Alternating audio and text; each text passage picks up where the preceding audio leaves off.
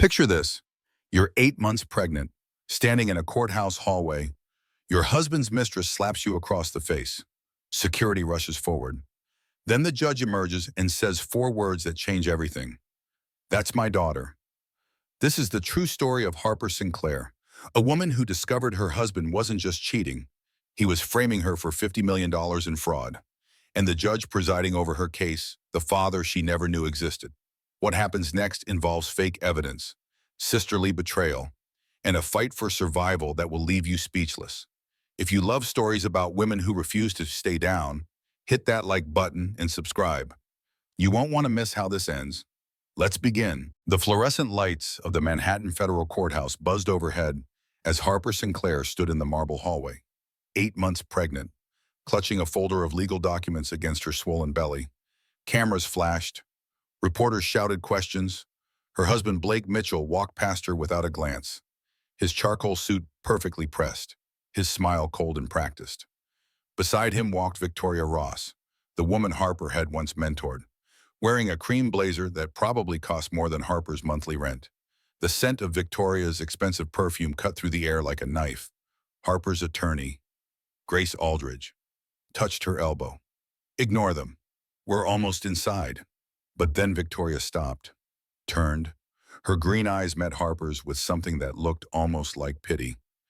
You should have stayed home, Victoria said softly. This is embarrassing. Before Harper could respond, Victoria's hand flew across her face. The slap echoed through the hallway like a gunshot. Harper stumbled backward, hand flying to her burning cheek, the other instinctively protecting her belly. Gasps rippled through the crowd. Security stepped forward. Then a voice thundered from the courtroom doors. Stop this immediately. Judge Owen Chambers emerged, his black robe billowing behind him.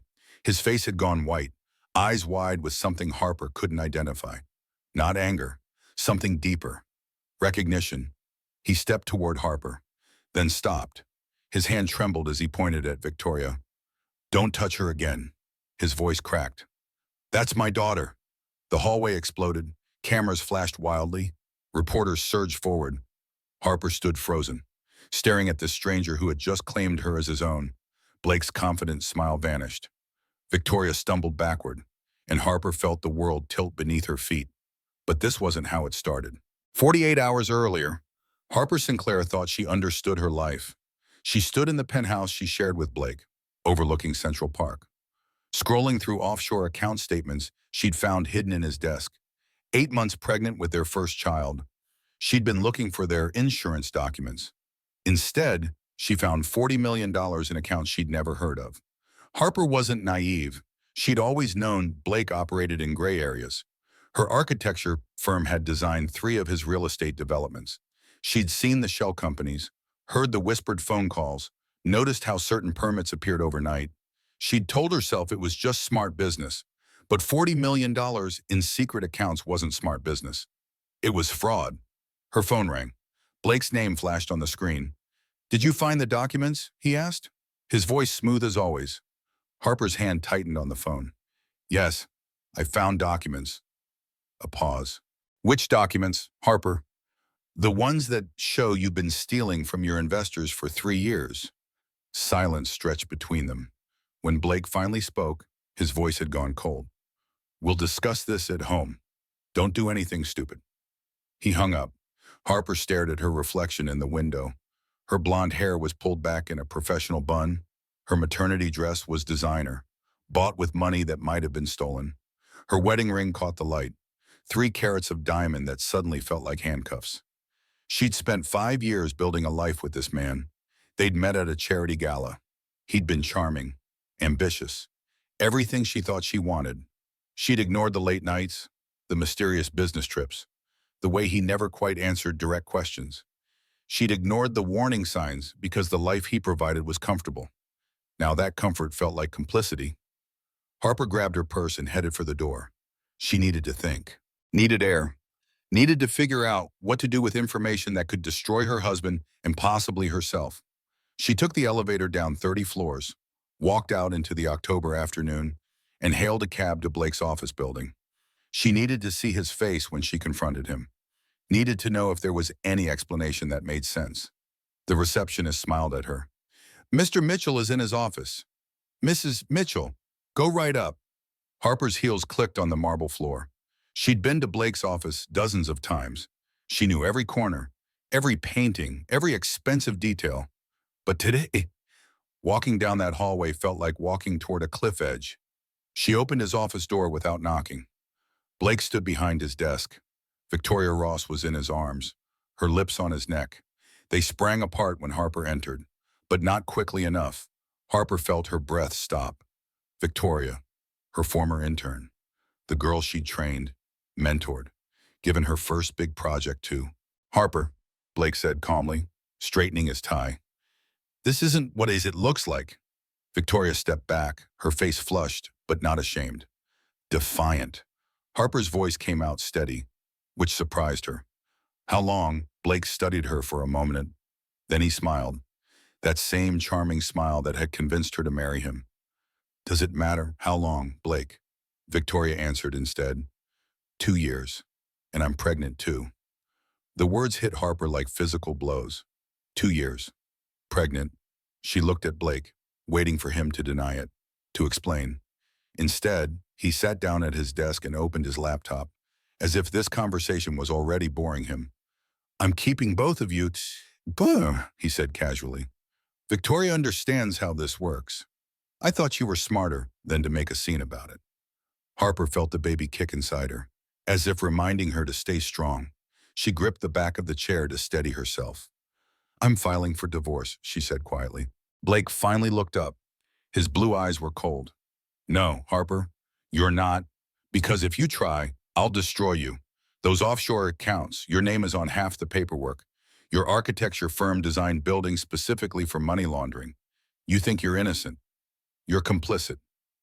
Harper's blood went cold. I never signed anything. Didn't you? Blake pulled out a folder. Your signature is on 20 documents, including the prenuptial agreement you don't remember signing because you were drugged at our engagement party. The room spun. Harper reached for the chair again. I own 3 judges, Blake continued, 2 prosecutors, and enough evidence to put you in prison for 15 years. So here's what's going to happen. You'll have that baby. You'll smile for the cameras, and you'll never speak about this again. Harper looked at Victoria, who stood silent, watching. Why? Harper whispered. I helped you. I trusted you. Victoria shrugged. You were in the way. Harper walked out of that office knowing her life had just shattered, but she didn't know yet just how much further she had to fall. Harper sat in the small office of Curtis Bain, Blake's attorney, feeling the walls close in. She'd spent the night at a hotel, using a credit card that Blake would probably cancel soon. She'd barely slept. The baby had kicked all night, as if sensing her mother's fear. Curtis Bain was 62 years old, with silver hair and a smile that never reached his eyes. He slid papers across his mahogany desk. Your husband is willing to be generous, Curtis said. He'll give you $50,000 and 12 months of health insurance in exchange, you assign full custody to him and never speak about his business affairs. Harper's hands shook as she looked at the documents.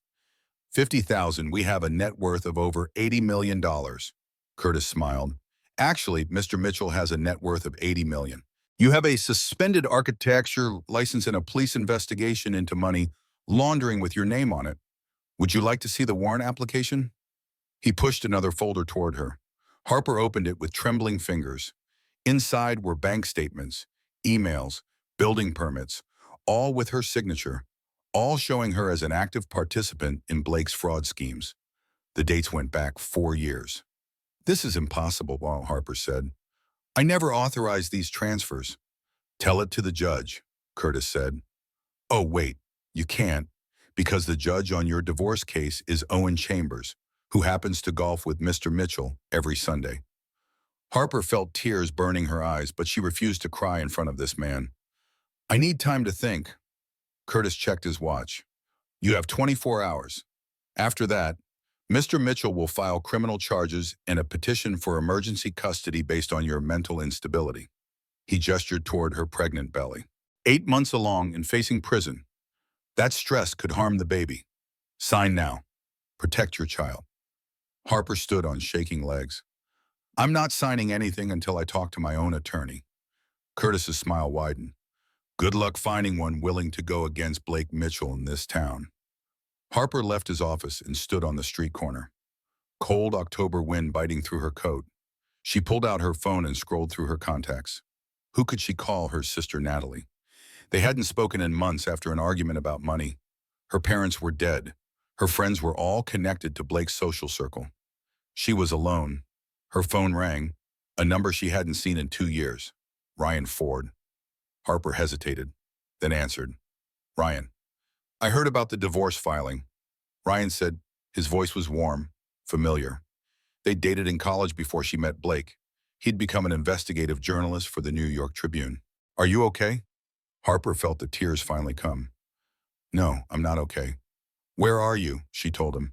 20 minutes later, Ryan Ford sat across from her in a coffee shop, his dark hair longer than she remembered, his brown eyes filled with a concern. Tell me everything, he said. Harper did. The offshore accounts, the affair, Victoria's pregnancy, the forged documents, Curtis's threats. When she finished, Ryan was quiet for a long moment. I know someone who can help, he finally said. Grace Aldridge. She was a federal prosecutor until 3 years ago. Best trial attorney I've ever seen. She left the district attorney's office under complicated circumstances, but she takes cases like yours pro bono. Why would she do that? Ryan's expression darkened. Because she knows what it's like to be set up by powerful men. 2 hours later, Harper sat in a modest office in Brooklyn, across from Grace Aldridge. Grace was 36, with auburn hair pulled into a tight ponytail and sharp gray eyes that seemed to see through every lie.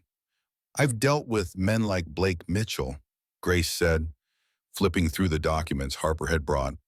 They think they're untouchable, but everyone makes mistakes. We just have to find his. Curtis said you'd be afraid to go against Blake. Grace looked up, a slight smile on her face. Curtis Bain is a coward who hides behind wealthy clients. I'm not afraid of him or Blake Mitchell. Harper felt hope for the first time since walking into Blake's office. So you'll take my case. I will bet that, but I need you to understand something. Harper, this is going to get ugly. Blake will use every weapon he has. He'll destroy your reputation. He'll try to paint you as crazy, vindictive, unstable. He'll dig up every mistake you've ever made. Are you prepared for that? Harper thought about the baby growing inside her, thought about raising a child in Blake's world, under his control, watching him manipulate and destroy people. I'm prepared, she said. Grace nodded. Good. First thing tomorrow. We're filing for an emergency protective order and requesting forensic accounting on all of Blake's businesses. I have a friend, Daniel Shaw, who's the best forensic accountant in New York. If Blake's been stealing, Daniel will find it. Harper left Grace's office feeling lighter than she had in 24 hours. Maybe this was possible. Maybe she could actually win.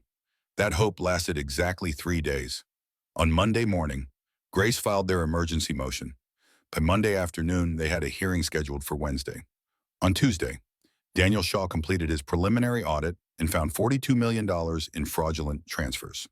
On Wednesday, Harper walked into Judge Owen Chambers' courtroom believing justice would prevail. Judge Chambers was 55 years old, with graying hair and a stern expression. He listened to Grace's presentation, reviewed the financial documents, and granted a temporary injunction. Blake couldn't touch any assets or contact Harper until the full hearing in 2 weeks. Harper felt the weight lift from her shoulders. She was safe. But when she got home to the hotel room Ryan had helped her rent, she found 3 news vans waiting outside. The lead reporter thrust a microphone in her face. Mrs. Mitchell, how do you respond to allegations that you were your husband's partner in defrauding investors of over $50 million? Harper froze. What? The reporter showed her a phone. On the screen was a press release from Blake's company. Mitchell Properties regrets to inform investors that Harper Sinclair Mitchell, acting in her capacity as architectural consultant, participated in fraudulent billing schemes between 2020 and 2024. We have turned over evidence to federal prosecutors and are cooperating fully with their investigation. Below the statement were copies of emails, Harper's email address, her signature, Messages discussing fraudulent invoices, fake contractor payments, money laundering through real estate transactions. The messages looked absolutely real because Blake had access to her email for 5 years. He could have sent them from her account at any time. Harper pushed past the reporters into the hotel lobby. Her phone was ringing. Grace. I just saw the press release, Grace said. Don't talk to anyone. I'm on my way. But it was too late. By nightfall, every news outlet in New York was running the story.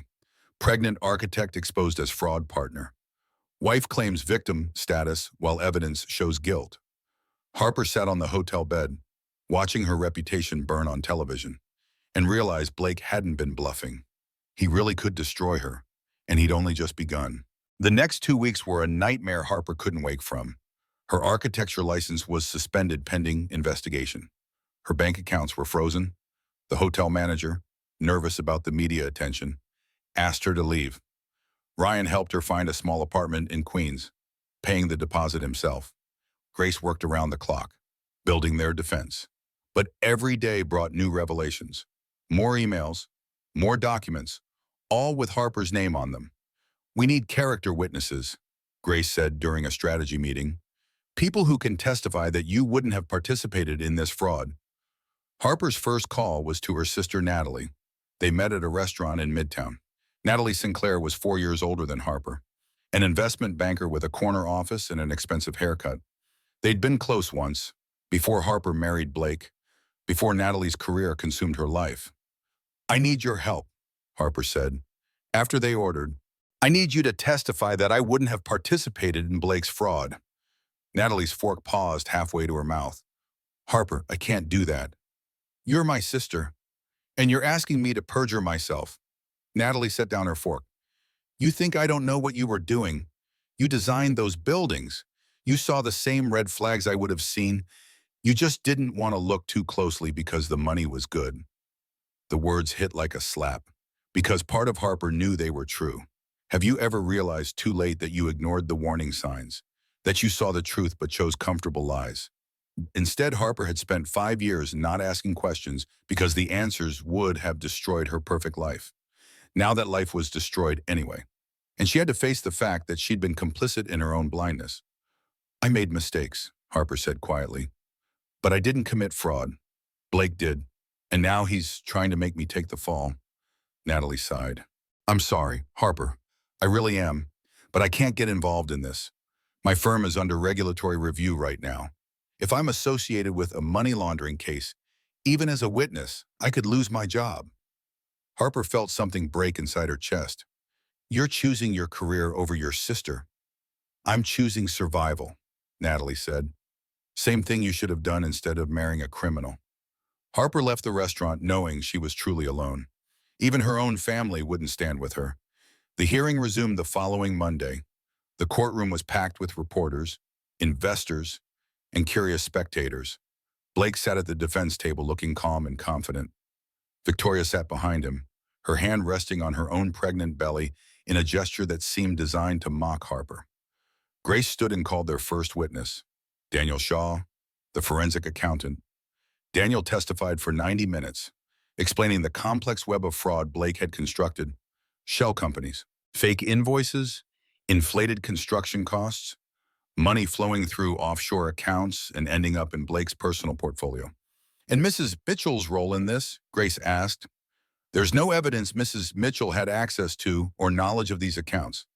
Daniel said, the signatures attributed to her were added after the fact. Curtis Bain rose for cross-examination. Mr. Shaw, is it possible Mrs. Mitchell simply covered her tracks better than Mr. Mitchell? Objection, Grace said. Speculation. Sustained, Judge Chambers said, but the seed was planted. Curtis pulled up emails on the courtroom screen. Harper's email address, messages discussing the fraud in detail. These emails came from Mrs. Mitchell's account. Curtis said, sent during business hours? From her computer. How do you explain that? Daniel adjusted his glasses. Email accounts can be accessed by anyone with the password. Did Mr. Mitchell have Mrs. Mitchell's password? I don't know. Curtis smiled. So it's possible these emails were actually sent by Mrs. Mitchell. It's possible. but unlikely given. Thank you. No further questions.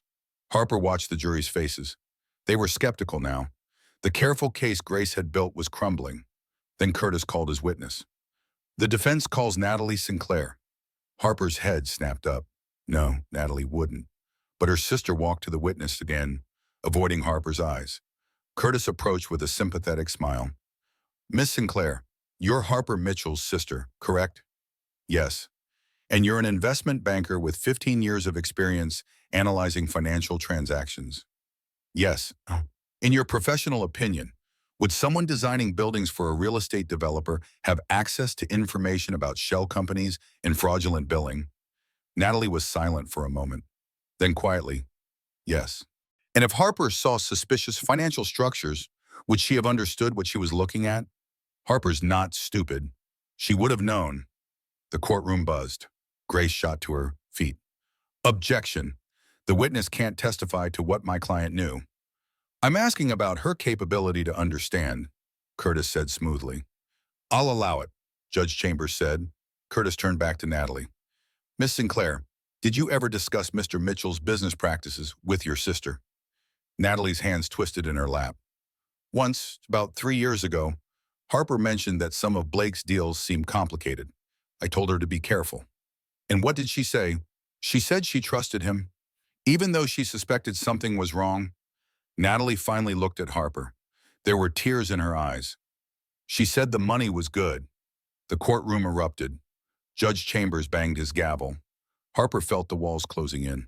During the lunch recess, Harper cornered Natalie in the hallway. Why, Harper demanded. Why would you do this? Natalie's perfect composure cracked. Because I had to. Blake loaned me $2 million last year. I was about to lose everything. My firm, my apartment, everything. If I didn't testify, he was going to call the loan and file charges against me for fraud. Harper stepped in the bank. You sold me out for $2 million. I sold us both out, Natalie said bitterly. He owns me now too. Don't you understand Blake Mitchell destroys everyone who gets close to him? I'm just trying to survive. By throwing your pregnant sister to the wolves. Natalie wiped her eyes. I'm sorry, Harper. I'm so sorry, but I can't save you. I can barely save myself. She walked away, leaving Harper standing alone in the marble hallway. That afternoon, Judge Chambers delivered his ruling. Given the testimony presented, I'm denying the plaintiff's motion for emergency protection. Miss Mitchell will have access to $50,000 for living expenses pending trial. All other assets remain frozen. Trial date is set for 6 weeks from today. Harper felt Grace's hand on her arm, steadying her. They'd lost everything. Outside the courthouse, reporters swarmed. Harper kept her head down, but someone shouted a question that stopped her cold. Mrs. Mitchell, how does it feel to know the judge presiding over your case is Owen Chambers, and your mother Diane used to work for him? Harper turned. What? The reporter pushed forward. Diane Chambers, court clerk, worked in Judge Chambers' office 30 years ago. That's why you're getting such favorable treatment, isn't it? Because of your mother's connection? Harper looked at Grace, who looked equally shocked. I don't know what you're talking about, Harper said. My mother's name was Diane Sinclair. She never worked in a courthouse. But even as she said it, Harper felt a cold certainty settling in her stomach. Her mother had always been vague about her past, about Harper's father, about those years before Harper was born. What if the reporter was right? What if Judge Owen Chambers wasn't just the judge on her case? What if he was her father? Ryan Ford sat in Harper's tiny Queens apartment, his laptop open on the coffee table, showing her what he'd found. Your mother's name was Diane Marie Chambers before she married your father, Thomas Sinclair. Ryan said, she worked as a court clerk in Judge Owen Chambers' office from 1993 to 1995. She left suddenly in June of 1995. You were born in March of 1996. Harper stared at her birth certificate on the screen. Father unknown. She never told me, Harper whispered. She never said a word about working in a courthouse. Ryan pulled up another document. Owen Chambers got married in August of 1995, 2 months after your mother left, to Barbara Chambers. They're still married. The timeline was damning. Diane leaves suddenly while pregnant. Owen marries someone else. Diane gives birth to Harper and puts unknown on the birth certificate rather than name the father who'd chosen another woman. Does he know? Harper asked. I don't think so. Ryan said, your mother used her married name from your birth, Diane Sinclair, not Diane Chambers. She moved to Boston, stayed there until you were 10, then came back to New York after Thomas Sinclair died. She kept you away from the court system, from legal circles, from anywhere Owen might have seen you. Harper felt a strange mix of emotions, anger at her mother for the lies, sadness at the sacrifice, and underneath it all, a desperate question if Owen Chambers was her father. Could he help her now? We have to tell him, though, Harper said. Grace, who'd been listening quietly from the kitchen, shook her head. No, absolutely not. Why? Because if Owen knows you're his daughter, he has to recuse himself from your case. And if he recuses himself, Curtis will claim conflict of interest on every ruling he's already made. We'll have to start over with a new judge. We'll lose the temporary injunction. You'll lose everything. Harper pressed her hands to her stomach, feeling the baby move. So what do I do? Pretend I don't know. For now, yes. Grace said, we keep this quiet until after the trial. But Blake's team was already investigating. Curtis Bain had access to investigators, to databases, to people who could dig up secrets buried for 30 years. The next morning, Harper's phone rang. Curtis Bain, I'm calling as a courtesy, Curtis said, his voice smooth, to inform you that we've discovered Judge Chambers is biologically related to you. We'll be filing a motion for his recusal this afternoon. I thought you should know before it hits the news. Harper's blood ran cold. How did you find out? Blake is very thorough when he wants to be. Enjoy your moment of victory. Mrs. Mitchell, it won't last. He hung up. By noon, every news outlet in New York was running the story. Judge's secret daughter case rigged. The headlines screamed. Cameras camped outside Owen Chambers' house. His wife Barbara stood on their doorstep, shell-shocked, learning her husband had a child he'd never mentioned. Because Owen hadn't known. Harper watched the coverage from her apartment, her heart breaking for this man who was a stranger but also her father. He'd been ambushed. His life was exploding on national television, and it was because of her. Grace called. Emergency hearing at 4 p.m.? Chambers is recusing himself. We need to prepare for reassignment. At the courthouse, Harper saw Owen Chambers for the first time knowing the truth. He stood in his office, looking 10 years older than he had that morning. When he saw Harper, his expression crumbled. Is it true? He asked quietly. Harper nodded. My mother was Diane Chambers. She worked for you. Owen sat down heavily. Diane, I haven't heard that name in 30 years. She left without explanation. I tried to find her, but she disappeared. He looked up at Harper. She never told me she was pregnant. She put your career first, Harper said. She didn't want to ruin it. And instead I missed 30 years of my daughter's life. His voice broke. I'm sorry, Harper. I'm so sorry. The moment was interrupted by Curtis Bain knocking on the door. Your Honor, we need to proceed. The hearing was brief. Judge Chambers formally recused himself, his voice thick with emotion.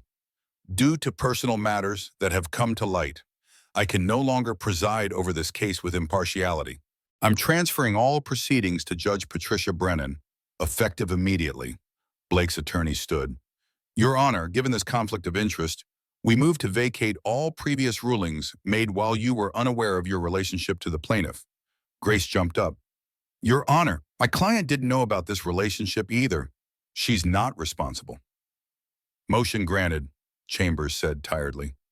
All previous rulings are vacated. Judge Brennan will start fresh. Harper felt the floor drop out from under her. Everything they'd won, all of Grace's careful work, was gone. Outside the courthouse, reporters swarmed both Harper and Owen. Someone shouted, Judge Chambers, did you rig the case for your daughter? Owen stopped walking, turned to the cameras. I didn't know Harper Sinclair was my daughter until today. But if I had known, I would have recused myself immediately, because that's what the law requires. Now, if you'll excuse me, I need to go home and explain to my wife of 30 years that I had an affair before we met and never knew it had resulted in a child. He walked away, shoulders bent. Harper watched him go, feeling like she'd destroyed yet another life just by existing. Grace touched her arm. "We'll get through this." But Harper wasn't sure she believed that anymore. Judge Patricia Brennan was 60 years old, with steel gray hair and eyes that missed nothing. She had a reputation for being tough, but fair. She also had no patience for courtroom drama. "I've reviewed the case files," Judge Brennan said at the first hearing. "I'm not interested in media circuses or emotional appeals. I want facts, evidence, and law. Is that clear?" Both attorneys nodded. The trial restarted from scratch. Grace methodically rebuilt their case. Daniel Shaw testified again about the forensic evidence. Ryan provided documentation showing the emails from Harper's account had been accessed from Blake's office computer. For 3 days, Grace hammered away at Blake's defense. Curtis objected, deflected, but his case was weakening. The evidence of Blake's fraud was overwhelming. Then Grace made her move. She'd gotten Victoria Ross to agree to testify in exchange for immunity. Victoria would confirm that Blake had masterminded everything and deliberately framed Harper. "The prosecution calls Victoria Ross," Grace announced on Thursday morning. Victoria took the stand looking nervous. Grace approached gently. "Miss Ross, how long have you known Blake Mitchell?" 3 years. "And during that time, did Mr. Mitchell discuss his business practices with you?" Victoria glanced at Blake, then away. "Yes. He told me he used shell companies to hide money from investors." The courtroom buzzed. Harper felt hope spark in her chest. "Did he ever mention Harper Mitchell's involvement?" "No. He said Harper didn't know anything. He called her naive." Victoria's voice was barely above a whisper. "He said she was easy to manipulate." Grace pressed on. "Miss Ross, did Blake Mitchell tell you he planned to frame his wife for fraud?" Curtis jumped up. "Objection leading the witness." "Overruled," Judge Brennan said. "Answer the question. Miss Ross." Victoria took a shaky breath. "Yes, he said if Harper tried to leave him, he'd destroy her. He had me send emails from her account. He forged her signature on documents. It was all part of his plan." Harper felt tears of relief. This was it. The truth was finally coming out. Grace played Victoria's recorded conversation with Blake. His voice filled the courtroom. "Harper's too soft to fight back. By the time she figures out what I've done, she'll be facing 20 years in prison. She'll sign whatever I want." The jury looked stunned. Even Curtis seemed shaken. Judge Brennan called a recess. Grace turned to Harper with a smile. "We've got him. This is over." Harper allowed herself to believe it. The nightmare was ending. Blake would go to prison. She'd get her life back. Her baby would be born free. Then Curtis Bain stood up when court resumed. "Your Honor, the defense has new evidence that casts doubt on Miss Ross's testimony and the plaintiff's innocence." He played a video on the courtroom screen. Harper watched in horror as the video showed her sitting with Grace in Grace's office. But the audio had been edited, spliced together from different conversations to create something damning. Harper's voice, "We need to make sure Blake looks guilty." Grace's voice, "Even if we have to fabricate some evidence." Harper's voice, "Whatever it takes to win." The courtroom erupted. Judge Brennan banged her gavel. Grace was white. "That's doctored.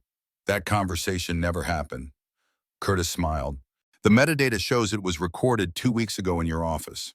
Miss Aldridge, perhaps you'd like to explain why you and your client were discussing fabricating evidence." Harper tried to speak, but no words came. The video looked real, sounded real. How had Blake done this? Curtis wasn't finished. "Furthermore, Your Honor, we've learned that Grace Aldridge was dismissed from the district attorney's office 3 years ago for evidence tampering in a corruption case. She helped plant evidence to convict an innocent man. She's done this before." Grace stood frozen. "That case was reviewed. I was cleared. You were allowed to resign rather than be fired," Curtis said, "because the DA didn't want the scandal. But you weren't cleared. You were protected." Judge Brennan's expression was cold. "Miss Aldridge, is this true?" Grace's hands trembled. "There were allegations. They were never proven. But you did resign from the DA's office." "Yes." "Step back. Miss Aldridge?" Judge Brennan turned to the bailiff. "I'm reporting this to the state bar. Miss Aldridge, you're suspended from practicing law pending investigation." Harper felt the world tilt. No, Your Honor, please. Mrs. Mitchell, your attorney just got caught on tape discussing fabricating evidence. Do you understand the seriousness of this? That tape is fake, Harper said desperately. Blake manufactured it somehow. Can you prove that? Harper couldn't. She had no experts, no resources, no way to fight back. Judge Brennan made her ruling. Given the severity of these allegations, I'm granting the defense's motion to dismiss with prejudice. Furthermore, I'm referring Mrs. Mitchell to the district attorney for possible prosecution for conspiracy to commit fraud and evidence tampering. This case is closed. The gavel came down like a death sentence. Harper sat stunned as the courtroom emptied. She'd lost everything. Her attorney was disbarred. She was facing criminal charges. Blake had won completely and utterly. Grace touched her shoulder, tears streaming down her face. I'm sorry, Harper. I'm so sorry. I should have seen this coming. Harper couldn't respond. She couldn't process what had just happened. How had Blake managed to create fake evidence that looked so real? How was she supposed to fight this outside the courthouse? Blake stood surrounded by reporters, smiling his charming smile. I'm just relieved the truth came out. My wife is sick. She needs help. Not a courtroom. I hope she gets the treatment she needs. Victoria stood beside him, his arm around her shoulders. The perfect couple. Harper pushed through the crowd, heading for the subway.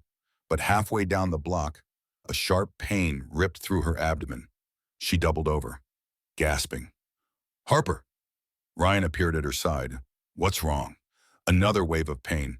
Harper looked down and saw wetness on her legs. The baby. Something's wrong with the baby. Once Ryan caught her as her legs gave out. Someone call an ambulance, sir. The last thing Harper saw before everything went black was Blake's face in the crowd, watching her fall with cold satisfaction in his eyes. Harper woke in a hospital room, machines beeping around her. The first thing she felt was panic. The baby. A nurse appeared at her side. Mrs. Mitchell, stay calm. You're okay. My baby is okay, but you went into premature labor at 35 weeks. We've managed to stop it for now, but you're on strict bed rest. Any more stress could trigger delivery. Harper closed her eyes in relief. The baby was alive. How long have I been here? 2 days. You collapsed from stress and dehydration. Your friend Ryan has been here the whole time. As if summoned, Ryan appeared in the doorway holding coffee. His face lit up when he saw her awake. Thank God. Harper tried to sit up, but the nurse stopped her. Bed rest means bed rest, Mrs. Mitchell. Once they were alone, Ryan pulled a chair close. Grace's license was suspended. She can't represent you anymore. And the DA filed formal charges this morning. Conspiracy to commit fraud and evidence tampering. Your arraignment is in 3 days. Harper felt numb. I'm going to prison. No, you're not. Ryan's voice was firm. Because we're going to prove that video was fake. How? I called in a favor from a friend at MIT, Professor Ellen Burke, forensic video analysis. She's the best in the country. If that video was doctored, she'll prove it. Harper wanted to hope, but she was so tired. Blake always wins. Ryan, no matter what we do, he's always 3 steps ahead. Because we've been playing defense, Ryan said. It's time to go on offense. But Harper didn't have the energy for offense. She was 8 months pregnant, facing prison, broke, and alone. She'd lost her sister, her attorney, her reputation, everything. The next morning, a visitor arrived that Harper hadn't expected. Owen Chambers, her biological father. He stood awkwardly in the doorway. The nurse said you were awake. I hope it's okay that I came. Harper nodded. Owen pulled up a chair. I've been doing some research, he said quietly. Into your mother. Into what happened 30 years ago. He pulled out a faded envelope. I found this in my old file. A letter from Diane. She never mailed it, but it was in her desk when she left. Harper took the letter with shaking hands, her mother's handwriting. Owen, the letter began. I can't tell you about the baby. You're about to marry Barbara. Your career is just starting. A scandal would destroy everything you've worked for. I'm leaving to protect you. Know that I loved you, and I'll make sure our child has a good life. Don't look for me. Let me give you this gift of a clean future. Harper's tears fell on the paper. She never told you because she loved you. Owen's own eyes were wet. And I spent 30 years not knowing I had a daughter, not knowing she needed me. You couldn't have known. But I know now. Owen leaned forward. Harper, I can't represent you. I can't sit on your case, but I can be your father. I can help you fight. Harper looked at this stranger who shared her blood. Help you by testifying about Blake, about Curtis Bain. Owen's jaw set. 3 years ago, Curtis approached me at that golf game your lawyer mentioned. He offered me $50,000 to rule favorably in one of Blake's cases. I refused and reported it. Nothing came of it because Curtis had connections. But I kept records. Harper's breath caught. Records of attempted bribery. Yes, Curtis Bain has been bribing judges for years. If we can prove that, we can show that everything Curtis did in your case was corrupt, including that video. For the first time in weeks, Harper felt something other than despair. She felt anger. Clean, righteous anger. Sometimes the people who should protect us are strangers, and sometimes the strangers turn out to be the family we needed all along. Tell me what to do, Harper said. Owen smiled. First, we get you out of this hospital. Then we find a way to make Blake Mitchell face real justice.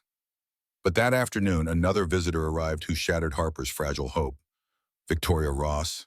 Victoria stood at the foot of Harper's bed, no longer the confident woman from the courthouse. She looked scared. I need to tell you something, Victoria said. Something Blake made me do. Harper waited. The baby isn't his, Victoria blurted out. I'm not pregnant. But I miscarried 2 months ago. Blake paid me to keep pretending. He needed you to think I was having his child so you'd feel more betrayed. Harper stared at her. You lied about being pregnant. Blake said if I didn't, he'd destroy me like he destroyed you. I'm sorry, Harper. I'm so sorry. But he's not done. He's planning something else.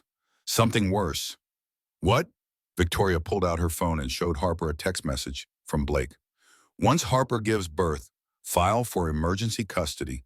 Claim she's unstable and a danger to the child. We'll have the baby before she leaves the hospital. Harper's blood turned to ice. Blake wasn't just trying to destroy her reputation. He was going to take her baby. Why are you telling me this? Harper asked.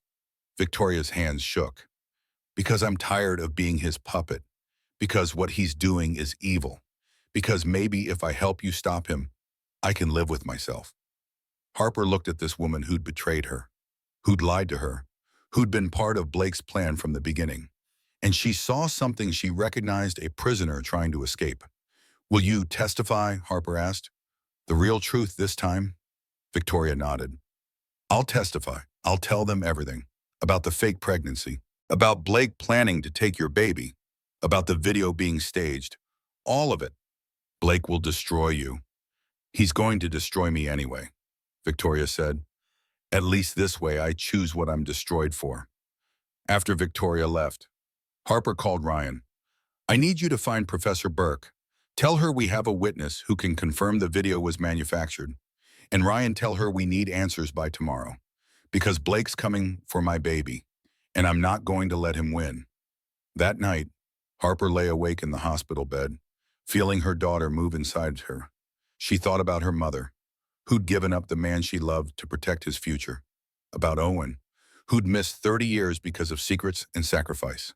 About Grace, whose career was destroyed trying to help her. Everyone who'd tried to help Harper had been hurt. Maybe it was time to stop asking for help and start fighting her own battle, even if it meant losing everything. Even if it meant going to war 8 months pregnant against a man with unlimited resources, because some things were worth fighting for, even when you knew you might lose. Harper checked herself out of the hospital against medical advice. The nurses protested. The doctor warned her about the risks, but Harper didn't care. She had 3 days until her arraignment, 3 days to build a case that could save her life and her baby's future. Ryan drove her to Professor Ellen Burke's lab at MIT. Ellen was 50 years old, with silver hair and sharp green eyes behind thick glasses. She'd analyzed the video Blake's team had presented. It's good, Ellen said, pulling up the footage on her computer. Professionally done. They used AI voice cloning software to create new sentences from existing recordings. They then edited those into a video taken from a hidden camera in Grace Aldridge's office. Harper felt sick. How did they get a camera in Grace's office? They didn't need to. Ellen said, they used stock footage of an office that looks similar in deepfake technology to insert your faces. The technology exists, but it leaves traces. She pointed to specific frames. See these artifacts? The lighting inconsistencies. A trained eye can spot them. I can testify that this video was manufactured. Will a judge believe you? Ellen smiled grimly. I've testified in 30 high-profile cases. I've never been wrong. Yes, Harper, a judge will believe me. One piece of the puzzle solved, but Harper needed more. She called Victoria. I need everything, every text message, every email, every piece of evidence that Blake used you to frame me. Victoria met them at Ryan's apartment and handed over her phone. On it were months of messages, Blake instructing Victoria to send specific emails from Harper's account. Blake telling Victoria what to say in her testimony. Blake planning every move like chess pieces. He saved everything, Victoria said, because he thought I'd never betray him. He thought he owned me. Ryan downloaded everything to a secure drive. This is enough to show conspiracy, but we need to connect Blake to Curtis Bain. We need to show they were working together. That's when Owen Chambers arrived with his own evidence. Recordings of conversations with Curtis. Documents showing payments from Blake's company to Curtis's firm, far more than legal fees would justify. Curtis has been Blake's fixer for years, Owen said. Every time Blake needed a judge influenced or evidence buried, Curtis made it happen. I have names, dates, payments, enough to prove Curtis corrupted your entire case. Harper looked at the three people helping her ex-boyfriend, her biological father, and the woman who'd helped destroy her. An unlikely team, but maybe unlikely was what she needed. Okay, Harper said, here's what we're going to do. The next morning, Harper walked into the district attorney's office without an attorney. The receptionist tried to stop her, but Harper pushed past into the office of Assistant District Attorney Michael Torres. Torres looked up from his desk, surprised. Mrs. Mitchell, you can't be here without counsel. I'm here to make you an offer, Harper said, setting down the evidence. Drop the charges against me, and I'll give you Blake Mitchell on a silver platter, fraud, bribery, conspiracy, evidence tampering, all of it, with proof. Torres examined the documents, his expression shifting from skepticism to interest. This evidence against Curtis Bain is rock solid. Owen Chambers will testify. So will Victoria Ross. So will Professor Ellen Burke about the fake video. You can have the corruption case of the decade, or you can keep charging me with crimes I didn't commit. Your choice. Torres sat back. I'll need time to verify this. You have 24 hours, Harper said. After that, I'm giving it all to the press. Let's see how the public feels about the DA's office prosecuting victims of elaborate fraud schemes. She walked out before Torres could respond. That evening, Harper sat in Ryan's apartment, eating takeout Chinese food that she could barely taste. Her phone rang. Torres, we've verified the evidence. Torres said, it's legitimate.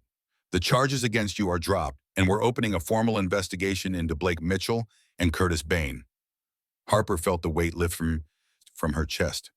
Thank you. Don't thank me yet. We still need your testimony, and Blake's going to fight back hard. You need to be prepared. Harper was prepared. She'd been preparing for this her whole life without knowing it. Every time she'd ignored red flags, every time she'd chosen comfort over truth, every time she'd let fear control her choices, she was done being afraid. The next week moved fast. Blake was arrested at his office on fraud charges. Curtis Bain surrendered his law license rather than face disbarment proceedings. The DA's office began unraveling Blake's empire, finding victims, tracing money, building a case that would send him to prison for years. But Blake had one card left to play. Harper was 9 months pregnant now, past her due date. She'd moved into a small apartment Owen had helped her rent. Ryan stopped by daily. Victoria called with updates about Blake's legal situation. For the first time in months, Harper felt like she might survive this. Then the subpoena arrived. Blake's new attorney was filing for emergency custody of the unborn child. claiming Harper was mentally unstable and a danger to the baby.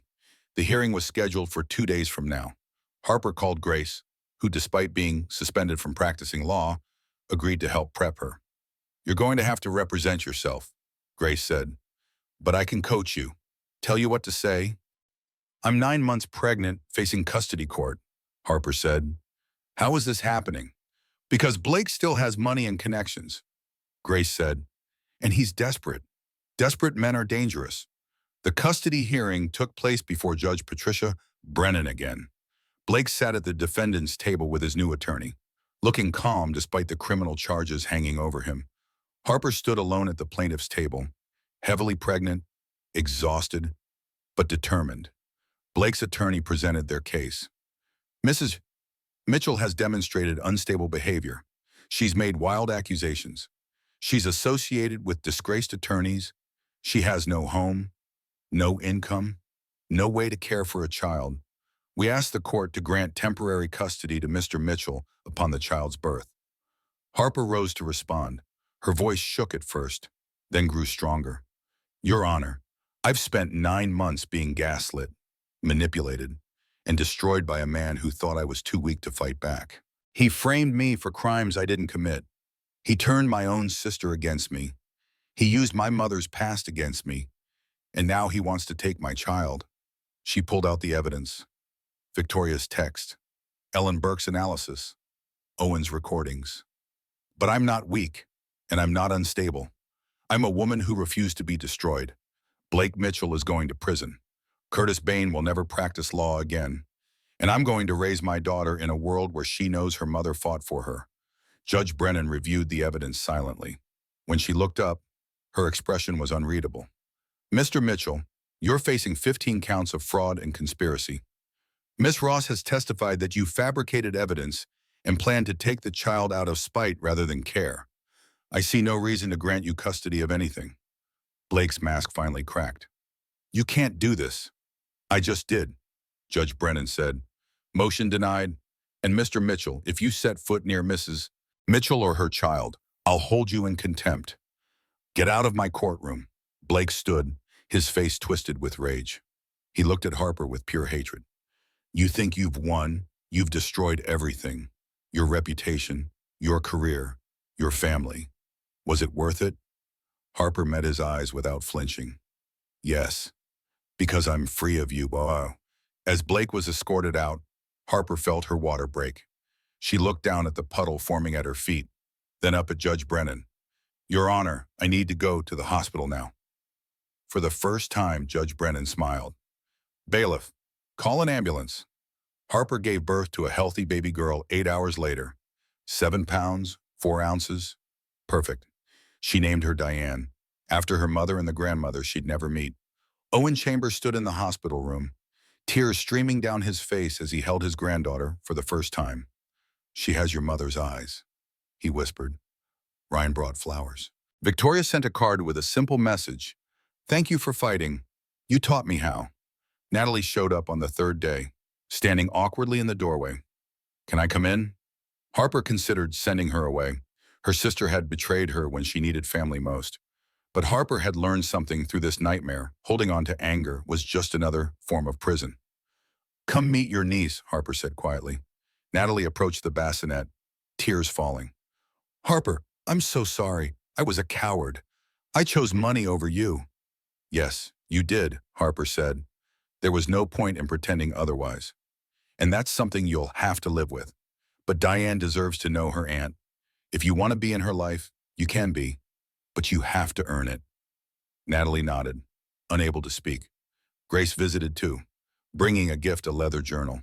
"For writing down Diane's story," she said. "So she knows what her mother survived to give her a good life." "What will you do now?" Harper asked. "With your license suspended." Grace smiled. "I'm teaching law school. Turns out I'm good at showing students how to recognize corruption and fight it. Who knew my scandal would become my qualification?" One person didn't visit Blake Mitchell. He was in federal custody, denied bail, facing trial for multiple felonies. His company was bankrupt. His investors were suing. His empire had collapsed completely. Harper felt no joy at his downfall, only relief that he could never hurt anyone else again. 2 months later, Harper sat in a coffee shop in Brooklyn, Diane asleep in her carrier beside her. She had a laptop open, working on a new project, not architecture. She couldn't practice with her suspended license. Instead, she was designing something smaller, more personal, tiny homes for women fleeing domestic violence. Affordable, safe spaces. Her phone rang. An unknown number. Harper Mitchell, a woman's voice asked. Sinclair, Harper corrected gently. I took back my maiden name. Who's this? I'm Jennifer Walsh from New York Magazine. I'm writing a story about women who've been victims of financial fraud by their spouses. I'd like to interview you. Harper hesitated. The media attention had been overwhelming. But maybe her story could help someone else recognize the warning signs she'd ignored. Okay, Psutoritum, she said. I'll do it. The article ran 2 weeks later. The Architect's Verdict, How Harper Sinclair Brought Down Her Husband's Empire. It went viral. Harper's inbox filled with messages from other women, sharing their own stories of manipulation, control, and survival. One message stood out, from a lawyer in Chicago. I'm representing a woman in a case similar to yours. Would you be willing to consult? Your insights could help? Harper stared at the message. She wasn't a lawyer. She wasn't even a licensed architect anymore. But she'd survived something that had nearly destroyed her. Maybe that experience was worth something. She typed a response. Tell me about the case. 6 months after Diane's birth, Harper testified at Blake's trial. She walked into the courtroom with her head high, her daughter with Owen and his wife Barbara, who'd surprisingly welcomed Harper into their family. Blake sat at the defense table looking diminished. Prison had stripped away his polished veneer. He looked old, tired, defeated.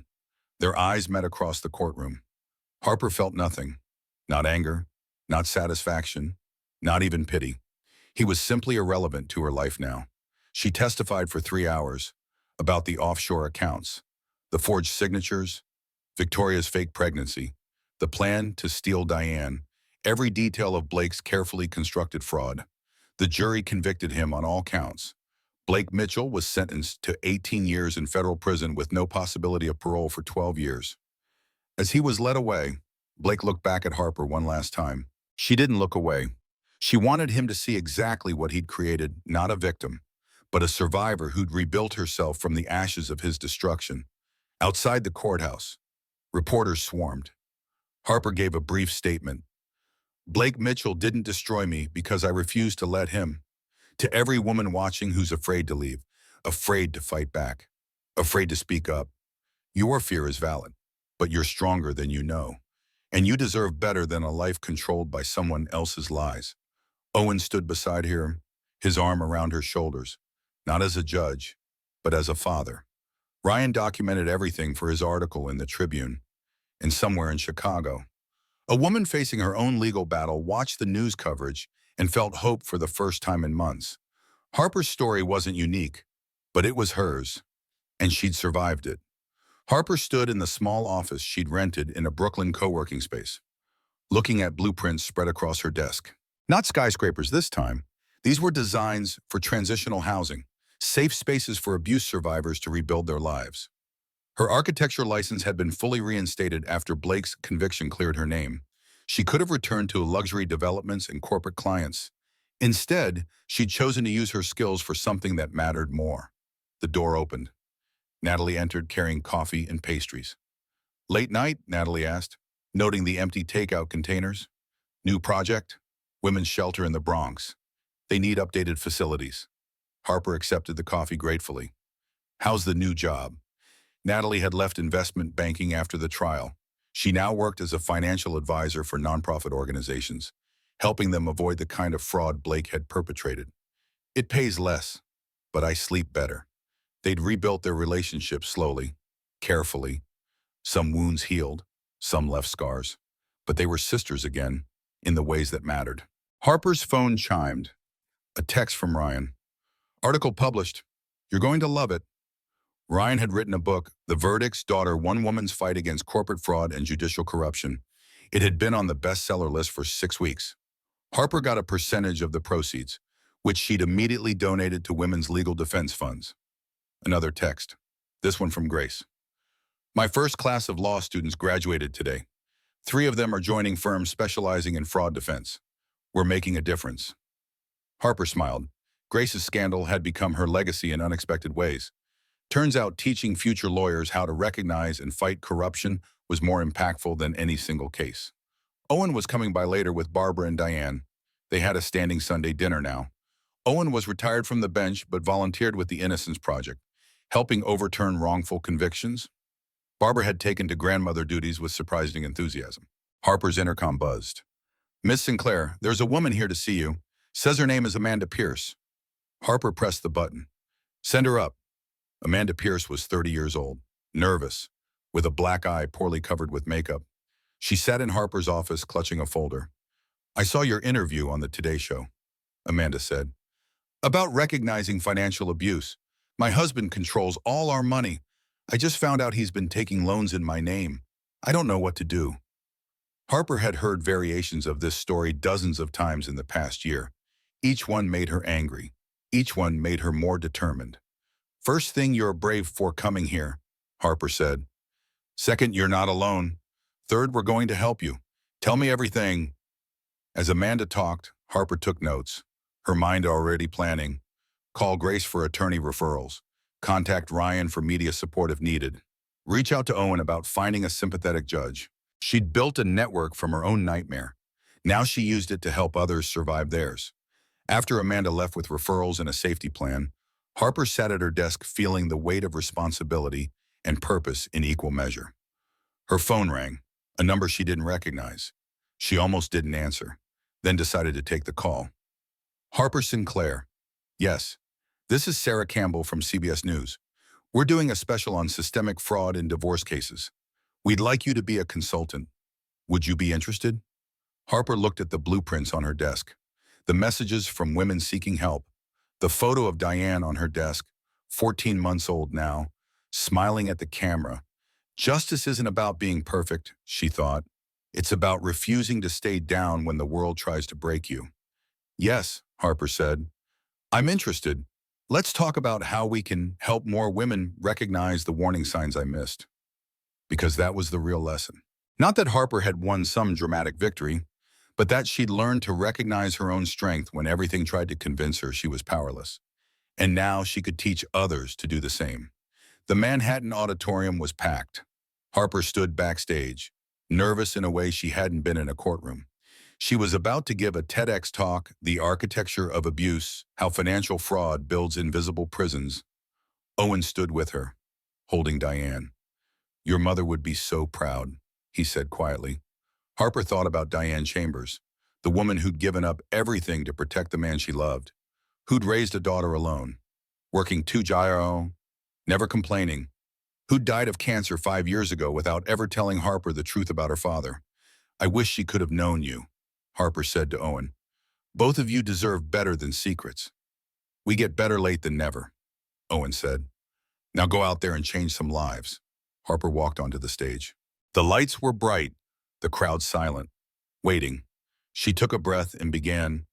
"2 years ago, I stood in a courthouse hallway, 8 months pregnant, and watched my husband's mistress slap me. In that moment, I learned 3 things. First, that I'd been complicit in my own destruction by ignoring warning signs. Second, that the legal system isn't designed to protect victims of financial abuse. And third, that sometimes the only person who can save you is yourself." She talked for 18 minutes about the offshore accounts, the forged signatures, the elaborate plan to frame her, but more importantly, about the smaller signs she'd missed, the way Blake controlled their finances, how he'd isolated her from friends, the way he'd made her doubt her own judgment. "I'm not telling you this story to make you feel sorry for me," Harper said. "I'm telling you so you'll recognize it when it's happening to you or to someone you love. Because financial abuse doesn't announce itself. It creeps in slowly, disguised as protection, as love, as someone just taking care of things." She paused, making eye contact with women in the audience who were nodding, who clearly recognized their own stories and hers. "Blake Mitchell is in prison now, but there are thousands of Blake Mitchells out there. Men and women who use money as a weapon, who forge signatures and hide assets, who make their partners feel crazy for questioning them. and our legal system is barely equipped to handle it. Harper clicked to her next slide, showing statistics. 70% of domestic violence cases involve financial abuse, but only 3% result in criminal charges. Why? Because it's hard to prove, because victims are too afraid or broke to fight, because by the time you realize what's happening, you're already trapped. The audience was completely silent now. So what do? We teach people to recognize the signs. We create legal frameworks that protect victims. We train lawyers and judges to understand financial abuse, and we stop treating victims as complicit in their own destruction. She talked about her work now, the transitional housing designs, the consulting she did for other abuse cases, the nonprofit she'd helped Grace establish to provide free legal defense for victims of marital fraud. Justice isn't about revenge, Harper concluded. It's not about making the person who hurt you suffer. Justice is about rebuilding, about taking broken pieces and creating something new and strong, about refusing to let your worst moment define your entire life. She looked at Owen in the wings, holding Diane. I learned I had a father because my abuser tried to use that fact against me. I met some of my closest friends because they helped me fight back. I found my true purpose because I lost everything I thought mattered. Would I choose to go through it again? Never. But I'm grateful for who I became because of it. The audience erupted in applause. Harper walked off stage shaking, exhausted, exhilarated. Ryan was waiting with a smile. That was incredible. Think it'll help. Harper, you just spoke to 3,000 people. The video will reach millions more. Yes, it'll help. That evening, Harper's phone exploded with messages. Women sharing their stories, lawyers asking for her consulting services, universities requesting her as a guest speaker. One message made her stop. My name is Susan Mitchell. I'm Blake's sister. I never knew what he did to you until the trial. Thank you for standing up to him. He terrorized our family too. You gave me courage to cut him out of my life completely. Harper had never thought about Blake having a family, having a sister who might have been another victim of his manipulation. She responded, thank you for reaching out. If you ever want to talk, I'm here. Because that's what survivors did. They reached back to help the next person up. 3 days later, Harper stood in family court beside Amanda Pierce, the woman who'd come to her office months ago with a black eye and a folder of debt. Amanda was getting a restraining order approved. Her husband was being charged with identity theft and fraud. I couldn't have done this without you, Amanda said, crying. Yes, you could have, Harper said firmly. You just needed someone to believe you. Now you have to be that person for yourself. Amanda nodded, wiping her eyes. Will it always hurt this much? Harper thought about that question, about the nights she still woke up panicking about money, about the trust issues that made new relationships difficult, about the scars Blake had left that would never fully heal. It gets easier, Harper said honestly. Not because the pain goes away, but because you get stronger carrying it. And one day you'll realize the weight doesn't control you anymore. You just carry it as a reminder of what you survived. That night, Harper sat in her small apartment, Diane asleep in her crib. She was 33 years old, single mother, rebuilding a career, living in a one-bedroom apartment instead of a penthouse, and happier than she'd ever been in her old life. Her phone rang. The number made her pause. Blake, calling from prison. She'd blocked him everywhere, but somehow he'd found a way. Harper stared at the screen, her thumb hovering over the decline button. Then she answered, What do you want? Blake, his voice was different, quieter. I'm calling to apologize. Harper almost laughed. You're calling to apologize after everything you did. I know you won't forgive me. I don't expect forgiveness, but my therapist says I need to take accountability. So I'm calling to say I was wrong. I used you. I manipulated you. I tried to destroy you. And I'm sorry. Harper was silent for a long moment. Do you know what the worst part was?